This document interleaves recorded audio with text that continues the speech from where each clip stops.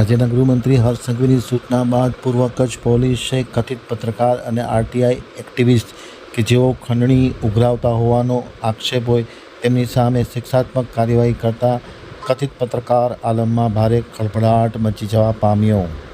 અંજારના કથિત પત્રકાર અને આરટીઆઈ એક્ટિવિસ્ટ સામે પોલીસની કાર્યવાહી। પૂર્વ કચ્છમાં એક નવો કેસ સામે આવ્યો છે, જેમાં પોલીસે એક કથિત પત્રકાર અને આરટીઆઈ એક્ટિવિસ્ટ સામે ગુનાહિત પ્રવૃત્તિ માટે કાર્યવાહી કરી છે। આ વ્યક્તિએ અંજાર વિસ્તારમાં આવેલ સ્ટોન ક્રશર ખાંડના સંચાલક પાસેથી ખંડણી વસૂલતા હોવાનો આરોપ છે। આરોપીનું નામ રોશન અલી સાંગાણી, રહે મોટી નાગલપર, તાલુકો અંજાર, જેમણે પત્રકાર તરીકે પોતાના જાતને ઓળખાવવાનું કહેતા આ ખાંડના સંચાલક પાસેથી દર મહિને હપ્તા તરીકે રકમ માંગી હતી। આ મામલામાં પોલીસે ફરિયાદી પાસેથી મળેલા પુરાવા અને સત્તાવાર તપાસના આધારે રોશન અલી સાંગાણીની ધરપકડ કરી છે।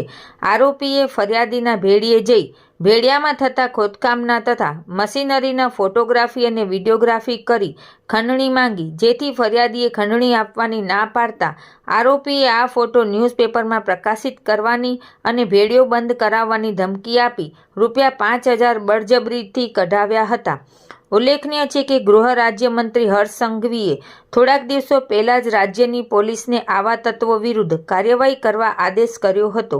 આવા ખોટી રીતે હેરાન કરી બળજબરીપૂર્વક ખંડણી માંગતા તત્વો વિરુદ્ધ ફરિયાદ આપવા પૂર્વ કચ્છ ગાંધીધામ જિલ્લા પોલીસ દ્વારા તમામ નાગરિકોને અપીલ કરવામાં આવી છે અને police station wise mobile number પણ જાહેર કરવામાં આવ્યા છે, જેમાં Gandhidham A division 63596 26841, Gandhidham B division 63596 26830, Adipur 63596 26846, Anjar 63596 26832, Kandla marine 63596 26848, Dudhai 63596 26879, Bhachau 63596 26833, Samakhiyali 63596 26864, Lakadiya 63596 26835, Gagodar 63596 29082, Adesar 63596 26885,